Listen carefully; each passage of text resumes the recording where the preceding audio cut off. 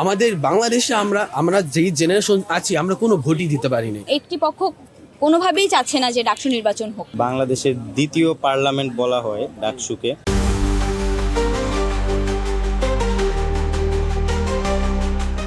বাংলা নিউজের মধ্যমত বিশেষ আয়োজনে সবাইকে স্বাগতম।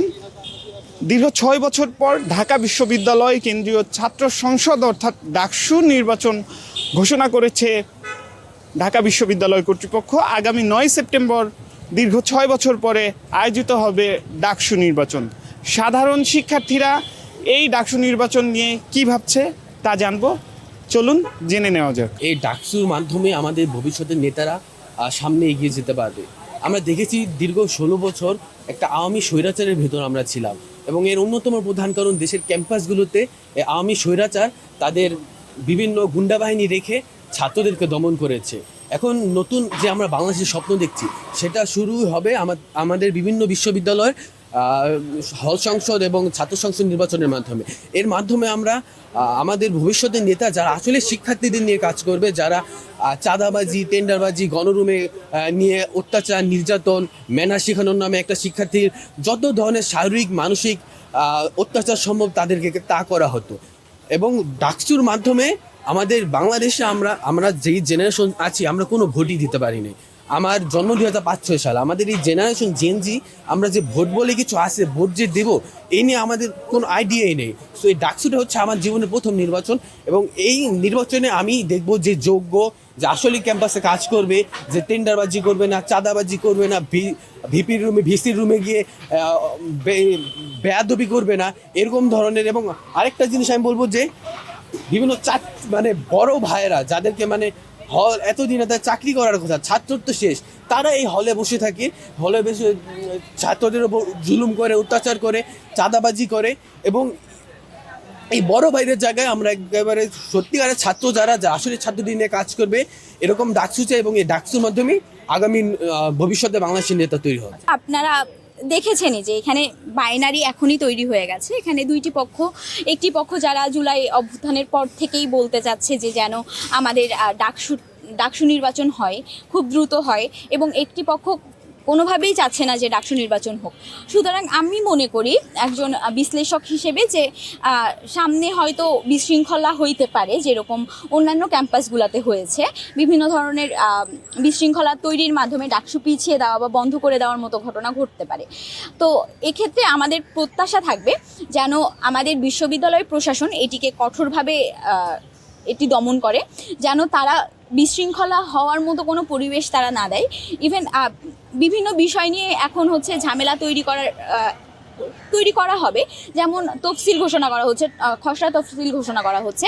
এক্ষেত্রে হয়তো বিশ্ববিদ্যালয় প্রশাসনের অনেক কথা বা অনেকগুলা ধারা তাদের মানে শিক্ষার্থীদের পছন্দ হবে না। তো এই ক্ষেত্রে একটি সমস্যার তৈরি করা খুবই একটি স্বাভাবিক ব্যাপার, কোনো একটি আন্দোলন হয়েই যেতে পারে। এখন এই সুষ্ঠু একটি মতামতের যেই ফ্লোটা, এটাকে বিঘ্নিত যেন করতে না পারে যারা দুর্বৃত্তকারী, তারা যেন এটিকে বিঘ্নিত না করতে পারে, আমাদের ডাকসুকে যেন বিঘ্নিত না করতে পারে, ডিলে না করতে পারে, বন্ধ না করে দিতে পারে, সেই প্রত্যাশায় থাকবে। আসলে এর আগে শুনে এসেছি ডাকসু নিয়ে, এবার একজন ঢাকা বিশ্ববিদ্যালয়ের শিক্ষার্থী হিসাবে আমি অনেক আগ্রহী।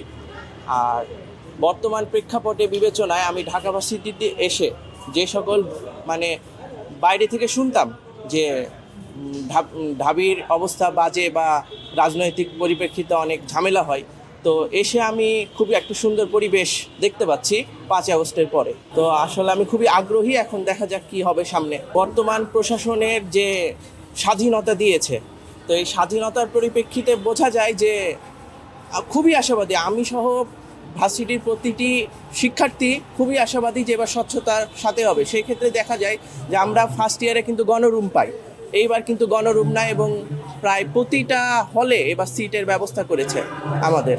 যে কারণে আমার মনে হয় যে এই নতুন নির্বাচনটা করা, সেটা হচ্ছে যে আমাদের ভয়েসগুলো বা আমাদের যেটা বলার আছে ছাত্র হিসেবে বা ছাত্রী হিসেবে, সেটা we want this to be hard.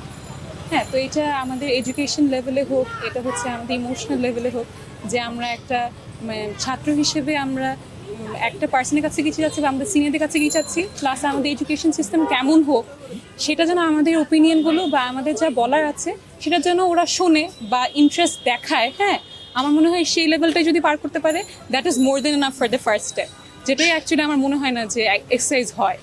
বা আমরা সবসময় দেখি যে এরকম মিছিল হচ্ছে আমাদের এই যে ডাকসুর সামনে বলেন, এই মধুর ক্যান্টিনের সামনে বলেন, অনেক মিছিল হচ্ছে অ্যান্ড ওরা হচ্ছে গিয়ে অনেক বেশি লাউড। হ্যাঁ, but they are not loud for our voice. হ্যাঁ, তো আমার মনে হয় জিনিসটা আরও মিনিংফুল করা উচিত, একটা ঐক্যবদ্ধ থাকা উচিত সবার, যে সবার যেন যেই জিনিসটা আসলে করা দরকার, হ্যাঁ, সেটা নিয়ে যেন সবাই কথা বলে। নট দ্যাট জাস্ট হচ্ছে চেঁচামেচি হচ্ছে, আমি বুঝতেছি যে মিছিল হচ্ছে but I am not a part of it. যেখানে আমি বললাম প্রথমেই যে আমি ঢাকা ইউনিভার্সিটির একটা part, but I am not a part of the মানে স্টুডেন্ট কমিউনিটি, যেটা হচ্ছে ডাকসু। হ্যাঁ, এটা তো আসলে হওয়ার কথা না, বাট হওয়া উচিত না। হ্যাঁ, তো আমার মনে হয় না যদি বিলঙ্গিংনেসটা আমরা ফিল করি টুয়ার্ডস ডাকসু, আমার মনে হয় যদি ওনারা আসে, ওনারা যদি আসলেই আমাদের সাথে সম্পর্ক স্থাপন করতে চায়, ওই সেন্সটা যদি আমাদের মধ্যে ওনারা গ্রো করতে পারে, আমার মনে হয় সেটা একটা ভালো অ্যাচিভমেন্ট হবে ওনাদের জন্য ইন দ্য ফার্স্ট প্লেস। সাধারণ শিক্ষার্থী হিসেবে আমার একটাই প্রত্যাশা যে স্টুডেন্টদের ওয়েলফেয়ার এর জন্য যারা ঠিকঠাকভাবে পলিসি মেক করতে পারবে তারাই যেন ডাকসুতে ভোটের মাধ্যমে উঠে আসুক নেতৃত্বে। এবং সাধারণ শিক্ষার্থী হিসেবে আমি যেটা বলবো, যারা ডাকসুতে ভোটার আছেন তারা আসলে দেখে শুনে ভোট দিবেন যাকেই নির্বাচিত করতে চাচ্ছেন তাকে। এখন ডাকসুর ক্ষেত্রে যদি আমি একটা কথা বলি, সেটা হচ্ছে যে বাংলাদেশের দ্বিতীয় পার্লামেন্ট বলা হয় ডাকসুকে।